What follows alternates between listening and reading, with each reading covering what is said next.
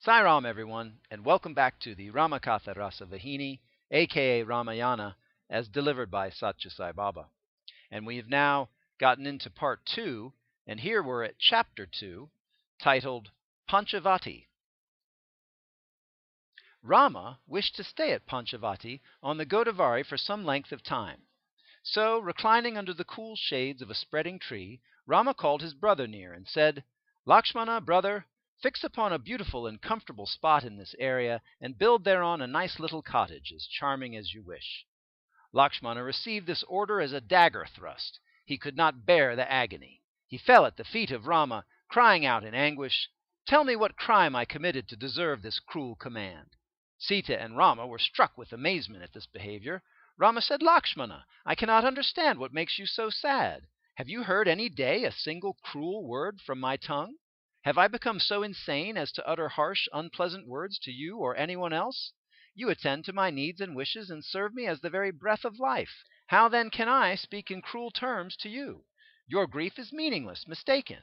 After all, what did I tell you now? I told you only this: choose any spot you like, and build thereon a hut for us to live in. Isn't it so?" At this, Lakshmana closed his ears with the palms and protested sadly, "Rama, Rama, I cannot bear to hear these words." Rama was surprised at this gesture of grief, but Lakshmana stood before him with folded hands, supplicating with the words, "Lord, there is no one in me to say I. My only treasure, my only possession, is Sita and Rama. I have no wish of my own. I have no will of my own. My wish, my will, is Rama's wish, Rama's will, Rama's command. Obeying it is my wish, my will. I am the slave who cares for none else, nothing else.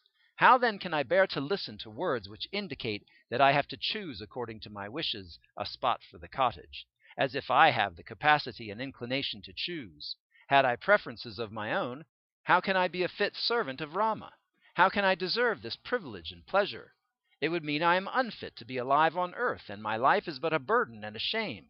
Lakshmana stood sobbing aloud, unable to stifle his grief. Rama saw his plight. He consoled him with kind words. "Brother, your heart is highly sanctified. I used those words in the ordinary worldly sense, but do not be under the impression that your brother is unaware of your innermost quality of dedication. Do not grieve." Rama showered his smiles on Lakshmana and continued, "Brother, I am delighted at the purity of your devotion and the genuineness of your service. Your intentions are innocent and elevating.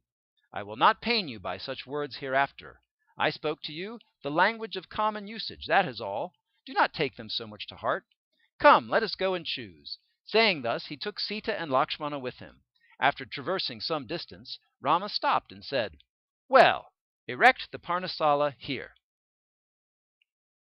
When he heard those words, Lakshmana exclaimed in great joy, "Ah, I am blessed indeed. My duty is to carry out such commands, not exercising my wish or will to do anything on my own." He fell at the feet of his elder brother, rising happy and content. He entered on the task of collecting branches and twigs for the hut that was to be their home. Sita and Rama realized that Lakshmana had a highly sensitive mind, a delicately subtle intellect. They derived great joy within themselves at the recollection of the depth of his faith and devotion. Sita confessed to Rama on many occasions that life for her in the forest was even more delightful than life in Ayodhya, for the reason that a brother like Lakshmana was accompanying and serving Rama. When Sita and Rama saw the hermitage constructed by Lakshmana, they were charmed by its beauty, its captivating simplicity and comfort, and the inspiring setting in which it shone. Sita entered the cottage and was immediately struck by the skill and artistic taste of her brother-in-law. She praised him for furnishing it so quickly and with useful adjuncts and parts. The three of them spent their days happily in the cottage. News that Sri Rama had made the Panchavati his home, and that he was residing there in a house of leafy thatch like their own, spread far and wide. So every day groups of ascetics trekked thither in order to offer their homage. They brought with them their pupils, too. They had their fill of darshan, and then they had the great good fortune of speaking to Rama and being spoken to by him. Thereafter they left most unwillingly, praising Rama all the way back to their own hermitages. Many others came with the intention of solving the doubts that pestered them. while trying to understand the scriptures, and while attempting to define and interpret the codes of morality or the texts on rituals. Others prayed to Rama and sought to clarify from him whether the ascetic practices they were following were correct and beneficial. Since Rama was master of all dharmas, and since he knew full well all the scriptures, they derived the fullest satisfaction from his answers and directives. Each one was filled with joyous contentment. While on the subject, or questions and answers, it is best that the 4 grades of questions be clearly understood. Questions are generally classified into 4 groups: 1 trivial, 2 low, 3 passable, and 4 praiseworthy. Questions that are raised in order to drag another into a controversy and later to inflict a humiliating defeat on him are trivial. Questions that are put in order to demonstrate one's own cleverness and skill are low. Questions which announce the intellectual equipment and reasoning faculty of the questioner are passable and belong to the 3rd class. Questions that are asked with the sincere desire to remove one's doubts are praiseworthy and belong to the highest class. It needs no mention that the sages, monks, and ascetics came to Rama with the 4th type of questions only. Rama and Lakshmana were filled with delight when they saw the ascetics. Many among them were overcome with admiration and gratitude when they listened to the ideals propounded by Rama, so simple, so easy to grasp and realize, so truly conforming to the dictates laid down in the sastras and the scriptures, and so free from complexity. They burst into paeans of praise and adoration. "O Master Supreme," they exclaimed, "O Omniscient One, who knows the past, present, and future, who else can be our Lord and Liberator? You reside in the hearts of sages. We have secured you in our midst as a result of the austerities we've gone through. Oh, how fortunate are we! How our wishes have been fulfilled!" They departed from the presence most unwillingly, with tears of joy mingled with tears of grief streaming down their cheeks. A few of them laid themselves under the shady trees at a little distance from the cottage where Rama was, and were determined not to return to their hermitages. They gathered fruits and tubers from around the spot, and watched out for Rama, eager for additional chances of darshan.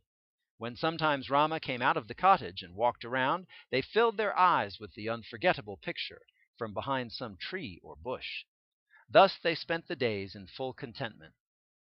Rama stole the hearts of all who came into his presence. They became mad in their single-pointed devotion to him. They felt that contemplation of his face and repetition of his name were all the austerity that they had to practice thereafter. He discoursed on dharma and spiritual disciplines during both day and night to those who gathered around him. Often he called Lakshmana to his side and told him, "Brother, having come for this holy task, how can I stay on at Ayodhya? How can I enact the further chapters of the Ramayana from there? This is the purpose for which I have come: the fostering and protection of the good and the godly, the destruction of the wrong and evil that threaten the peace and welfare of the world, the promotion of righteous behavior and activities. These will proceed from now on." Thus he informed his brother about what he had resolved upon and about the intent and meaning of his incarnation as man on earth. Off and on, he raised Lakshmana to the role of a vehicle for spreading his teachings, intended for the uplift of humanity, and instructed him in the ideals of morality and progress. "Lakshmana," he said once, "affection for the body, attachment towards possessions of any kind, egoism that breeds the conflict of you and I, the bonds that grow between the individual and his wife, children, and property, all these are the consequences of the primal illusion, Maya. That illusion is basic, mysterious, and wondrous. Maya establishes her domain over all beings and things, all species of living creatures.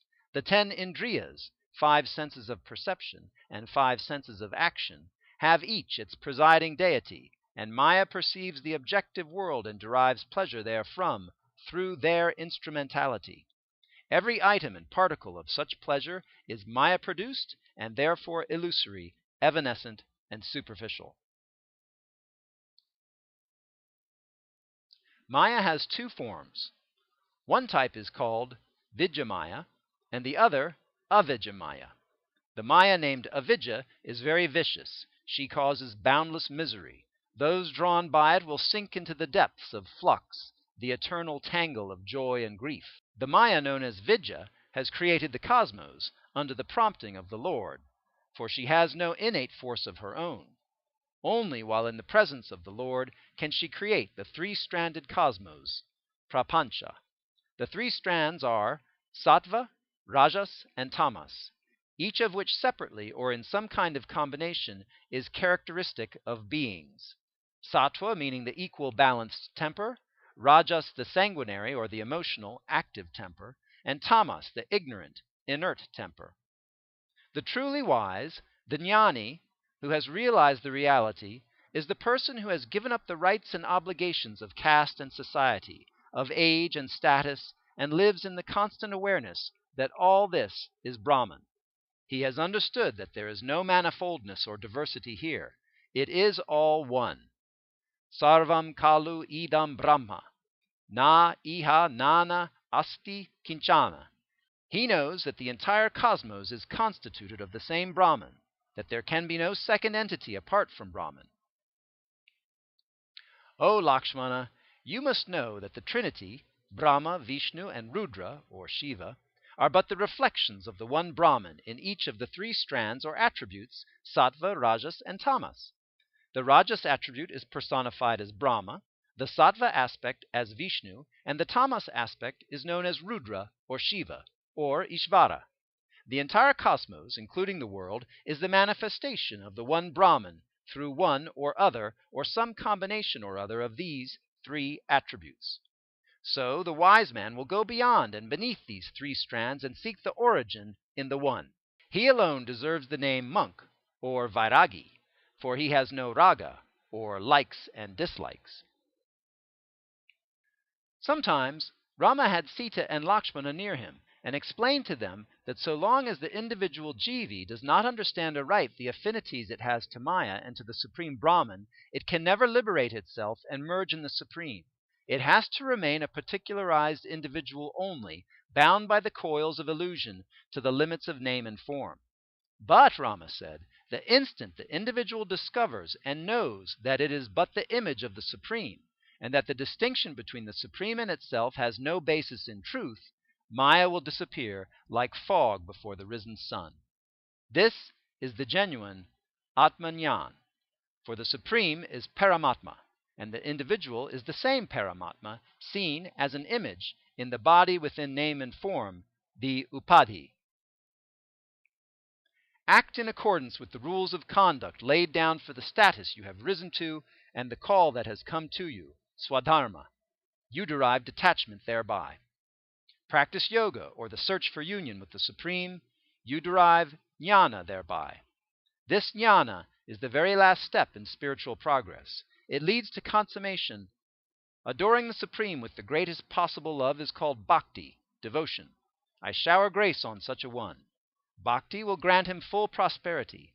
Bhakti emanates from the heart, spontaneously. It does not depend on extraneous things or persons. Bhakti can confer jnana, too, on the person who has dedicated himself to the Supreme. The joy that bhakti endows on a man is unique and immeasurable. How does a person first decide to walk on the path of bhakti? It all begins with the compassion of some good and godly sage or realized soul. This path leads men quickly to me. Listening to such discourses, Sita and Lakshmana forgot where they were and under what conditions. Rama, too, seemed unaware of all that happened in the enthusiasm with which he dilated on the attractions of the spiritual path. They spent long periods in introspection and exploration of inner delight. One day, Lakshmana was ruminating on these deep truths and precious directives while he was keeping watch around the cottage. His eyes fell on a tiny sapling of lime, struggling upwards under the shade of a huge tree. He desired to plant it nearer the cottage and help it grow vigorously under his care. So he was digging it up by the roots with intense love and attention when the wicked and vicious sister of Ravana, Surpanaka by name, rushed into the scene. As soon as her eyes fell on Lakshmana, she was allured by the halo of goodness and the splendor that illumined his body. She was struck dumb at the unexpected vision. She suddenly transformed herself into a charmingly pretty damsel and approached Lakshmana with amorous gestures. But Lakshmana paid no heed. He continued his task, unaffected by the apparition. Surpanaka could not bear inattention any longer. She came close to him, and in a pathetic voice she appealed, Lord, why are you plunging me into despair? Cool my unbearable ardor. Cast on me your loving, happiness-conferring eye." Lakshmana did not react to her call. He heard her words, but he only smiled within himself at her audacity. He continued with his attempt to pluck the plant safely from the shade. Surpanaka lost patience. She prepared to draw him to herself, but Lakshmana drew back, saying, "Mother, I am the bond-slave of Sri Rama. I am not a free man. Whatever I do, however small a job it may be, it is done only as he commands," as a prelude to the advice he planned to give her. Hearing his words and curious to know with whom he was talking, Sita and Rama came out of the cottage into the garden. Rama noticed Surpanaka and recognized that she had changed into the damsel before him. He prepared himself for all eventualities. Meanwhile, Surpanaka pelted harsh abusive words at Lakshmana like coward and villain, and laughed loudly in scorn at his irresponsive behavior. She had not noticed Rama. All her attention and anger were fixed on Lakshmana alone. She pleaded before him, "O most charming, wed me and be happy. I can delight you and serve you most loyally." Lakshmana tried to ward her off by saying, "Pretty woman, I am a slave. If I wed you, you will have to live as a slave." And continuing the jocular retort, he said in fun, "Well, there is my master Rama. If you wed him, I will be your slave." Surpanaka took him at his word. She believed that it was good strategy. She turned to the cottage which Lakshmana had pointed to her, and there, standing near the door, laughing together at her, she found a very beautiful woman, and beside her the embodiment of masculine charm. Surpanaka was smitten with passionate love. She ran forward to Rama, and weeping out her distress, she prayed, "God of love, God of beauty, accept me as yours." Rama too decided to treat her to a homily and derive some fun out of the ludicrous situation before him. He said with a chuckle, "O beauteous woman, I cannot wed you, for I am under the vow of monogamy. I have my wife here. My brother Lakshmana there has a wife, but she is not here. So wed him and derive fulfillment. He is the proper person for you. Approach him." At this, the woman hastened to where Lakshmana was and started her appeals once again. She said, "Your brother has agreed to the wedding, so do not delay. Accept me." Her attitude now was very humble and gentle. Lakshmana grasped the absurdity of her plight and wanted to heighten the fun. He sent her to Rama, and Rama sent her back to Lakshmana several times, until she grew so desperate mad, blinded by passion, she relapsed into her demonic nature. Her crooked intelligence told her that it was Sita that stood in the way of her success in this adventure of lust. For Rama could not wed her, since Sita was by his side. If she were removed, Rama would certainly yield to her solicitations. So she fell upon Sita in order to kill her and swallow her, for she was a demon to the core. At this, Lakshmana stood ready, watching the face of Rama for orders. Rama realized that the woman was far gone and she had to be stopped. Feeling that an axe need not be used when the nails are enough, he raised his hand up and counted 4 on his fingers, looking at Lakshmana. Lakshmana immediately grasped the meaning of that command. By counting 4, Rama indicated the 4 Vedas, which are collectively called Shruti, that is to say, the herd, which means the ear. Lakshmana had a sharp, vigilant intellect, and so he could rightly interpret the slightest gesture of Rama. Rama had held his hand up towards the sky. The sky, or Akasha, is the 5th elemental force, characterized by sound. Sound is the symbol for Brahman, known as Shabda, Brahman, or God. God resides in heaven, and heaven is also indicated by the raised pointing hand. Heaven is also known as Naka in Sanskrit. It is also another meaning, nose. No sooner did Rama make those 2 gestures, Lakshmana rushed towards the demonic woman with his sword drawn. He dragged her down to the ground, and shouting that her effrontery must be punished, he slashed off her ears and nose.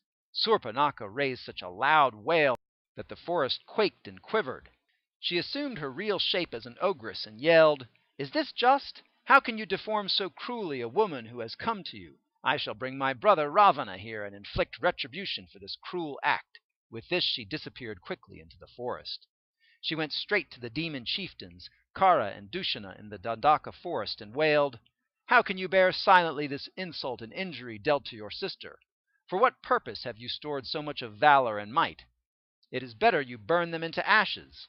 Are you masculine? Can you call yourselves so? Shame on you and your boast of heroism." They could not understand what had happened to her, and who had deformed her so piteously. They asked her sister, "Who inflicted this injury? Tell us, we shall wreak vengeance with all our might." At this Surpanaka started retelling her story. She began with an elaborate description of the charm and captivating beauty of Rama and Lakshmana. Hearing this, the brothers got wild and inquired why she was wasting her time and theirs with that superfluous prologue. "Tell us who injured you, who defaced you." Then she informed them all that had happened in the forest. Kara and Dushana were highly incensed at the plight of their sister, whose ears and nose had been slit. They collected an army of 14,000 ogres and marched in hot haste towards Rama and Lakshmana, the brothers who had punished her in that manner. The ogre warriors were so indomitable that they could not be defeated even in dreams. They knew no retreat or defeat. They were invincible in battle. Like winged mountains, they moved fast along the valleys in terror-striking groups, while the earth shook under their feet. Each of them was armed to the teeth with a variety of deadly weapons.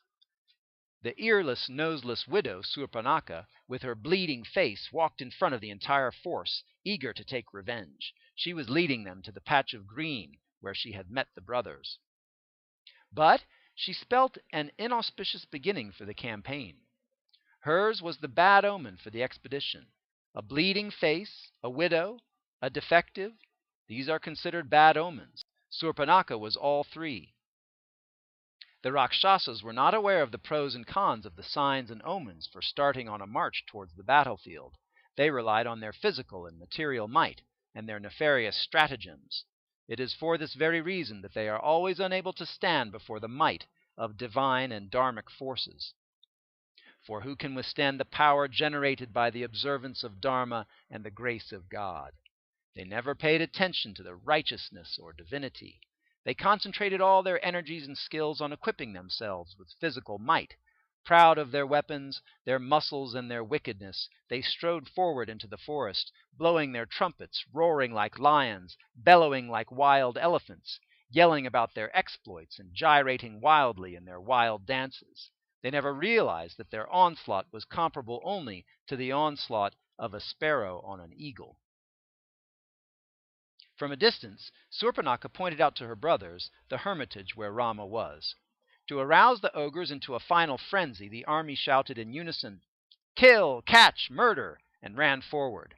When they approached the hermitage, the brothers challenged Rama, crying out at the top of their voices, "O most wicked, O most unfortunate, you dared deform our sister, did you? Now try if you can to save your life from extinction."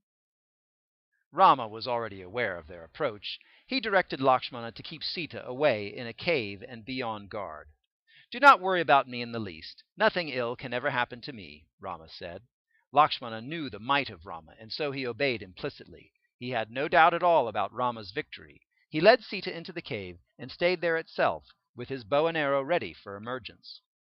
Rama stood before the hermitage, a smile lighting up his face, and his kodanda bow well stringed, ready for the fray.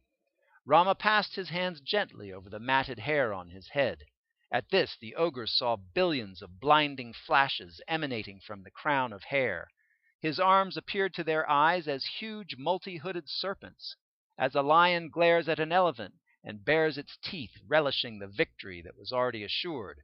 Rama the lion stood defiant and terrible before the pack of frightened elephants. The cries, "Here is the person who deformed her! Hold him! Catch him! Kill him!" rose over the tumult, but no one dared come forward to put that cry into action. However much they were prodded and encouraged, not one of them could muster enough courage to approach Rama. The curses and cries of the ogres filled the forest, and wild animals in panic ran helter-skelter seeking shelter. A few ran into the cave where Sita was. Lakshmana sympathized with their agony and allowed them in, so that they might rid themselves of fear and anxiety. He gave them refuge and welcomed them in, for he knew that they were in dire distress. The ogres who surrounded Rama were so overcome by his beauty and charm that they did nothing but stare at the glory and splendor. Many reveled in the descriptions of his grace. Many were lost in admiration and appreciation. All were bound to Rama through love and reverence. Not one of them could or did raise a weapon against him or cast an angry look.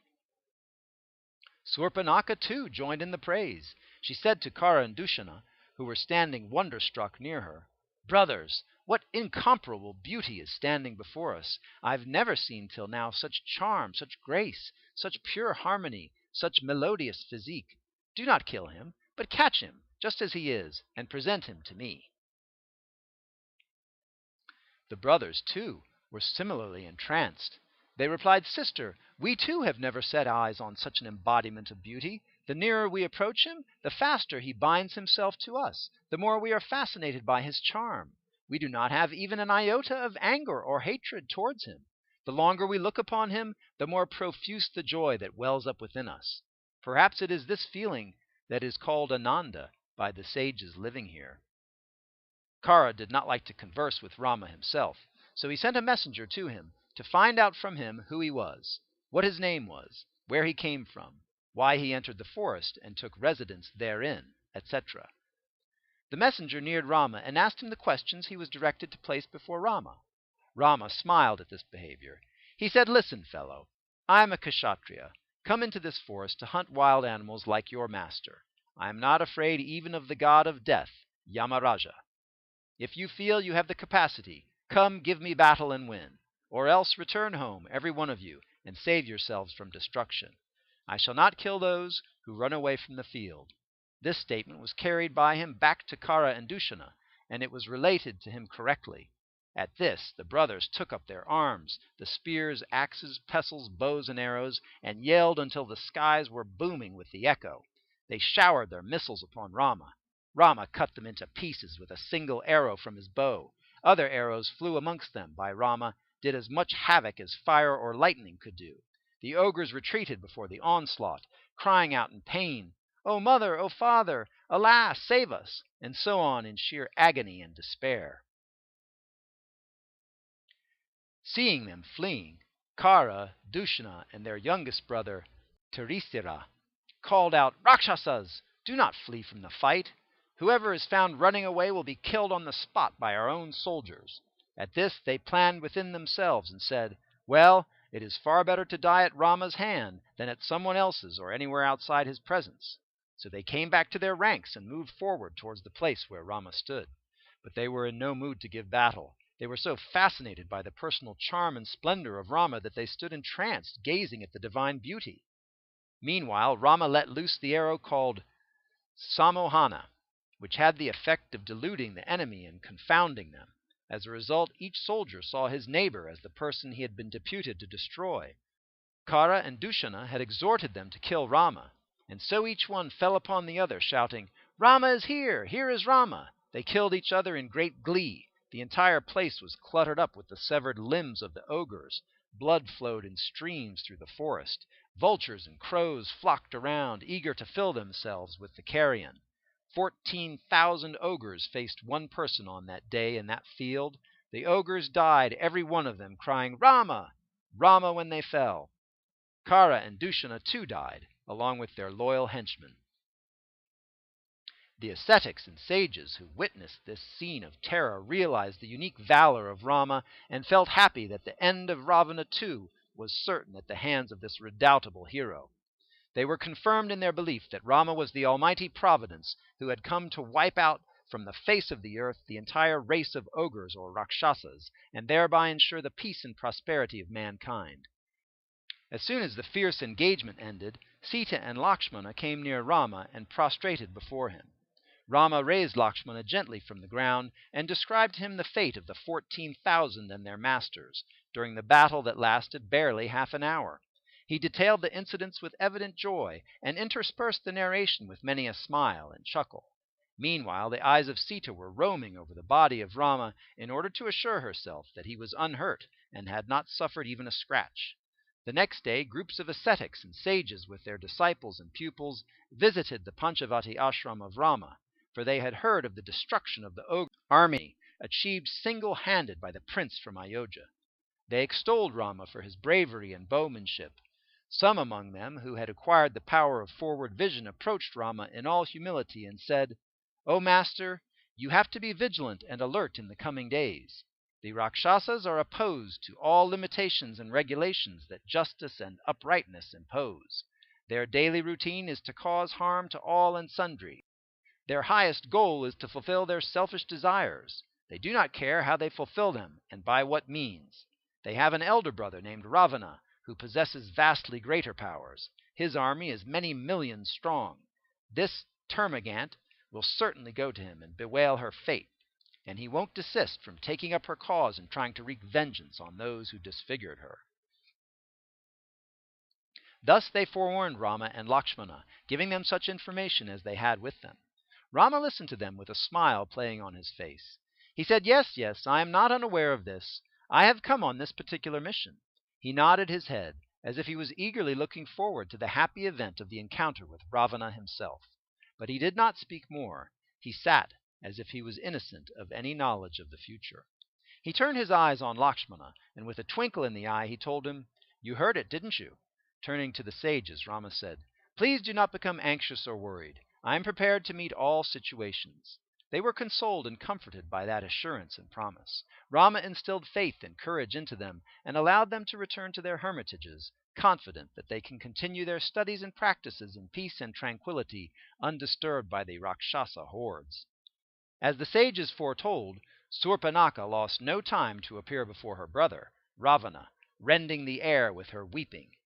Hearing it, the Rakshasas of Lanka were frightened that some calamity had overtaken their land. They came out into the streets and started discussing in groups what the reason could possibly be. Surpanaka barged into the audience hall of Ravana, the Rakshasa emperor, and spouted angry invectives to the astonishment and anxiety of everyone present. Her appearance was monstrous. Her body was covered with blood. Her words were poisoned by anger. Ravana understood that someone had inflicted great injury on her. Ravana was shocked at her plight. He roared from his throne, "Sister, tell us in full what happened." Surpanaka replied, "Brother, if you are a genuine Rakshasa, if the superhuman powers gained by you after years of asceticism are real, then come, the moment has arrived to use your valor, your courage, and your heroism. Arise, do not ignore the calamities that await you, and let things go by, lost in the intoxication that drink provides. You have paid no attention to events that are taking place at Panchavati. Who has come there, for what purpose, and for what task? Princes, determined to destroy the Rakshasas, have entered the Dandaka forest. They are felling to the ground lakhs of Rakshasa soldiers. They've cut to pieces the brothers Kara and Dushana. They've wiped out of existence in the wink of an eye thousands launched against them. Their heroism is beyond description. Their personal beauty, ah!" Here Surpanaka halted and stood silent, contemplating the splendor that had enraptured her. Hearing her story, Ravana became uncontrollably furious. He gnashed his teeth. He slapped his thighs as if in a burst of challenge. "What? Did those vile persons kill Kara and Dushana? Perhaps they did not know my name, that I am behind them as their support. Perhaps they have not heard of my might and vengefulness." Ravana continued to boast aloud, retelling to the people present his exploits. Surpanaka interrupted him, saying, "O mass of wickedness! When your archenemy is dancing on your head, you are sitting here like a coward, extolling yourself in your invincibility. This is no sign of an emperor worthy of his throne. Perhaps you do not know that sannyasins are ruined by the company they keep. Emperors are ruined by the ministers they employ. Wisdom is ruined by desire for appreciation, and the sense of shame is destroyed by imbibing drink. Well, brother, do not neglect fire, illness, an enemy, a snake, and a sin on the ground that it is small and insignificant. When they grow big, they are bound to inflict great harm. Therefore, hasten, do not hesitate."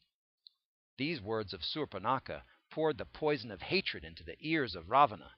At this, Kumbhakarna, the other brother who was present, asked Surpanaka with a smile on his lips, "Sister, who sliced your ears and nose?" With a loud wail she replied, "Alas, this wicked deed was done by those very princes."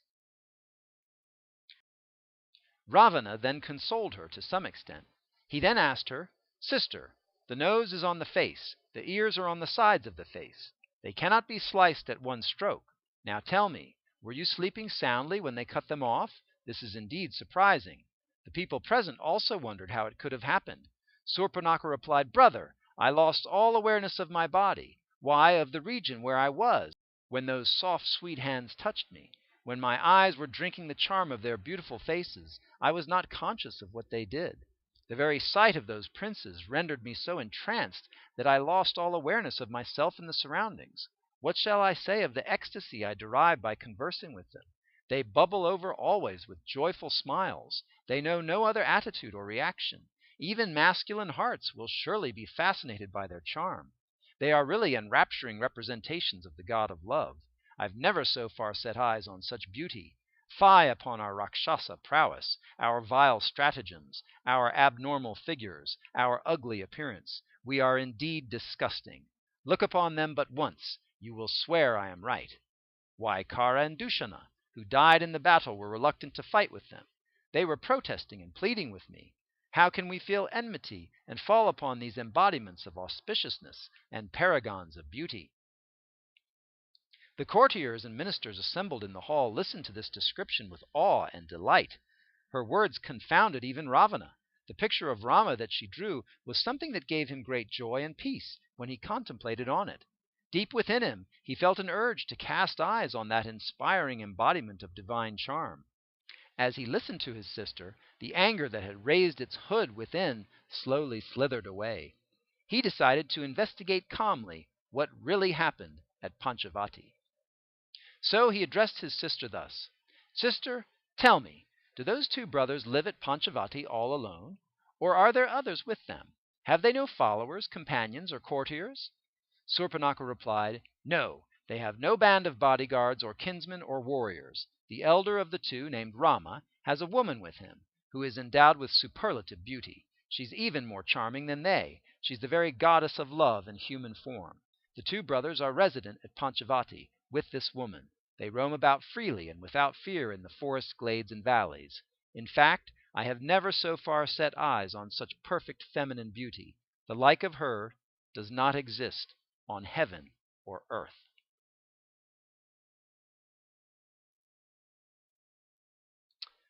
And so here ends chapter 2 of part 2 of the Ramakatha Rasavahini, as delivered by Satyasai Baba. Sai Ram, and we will see you next time.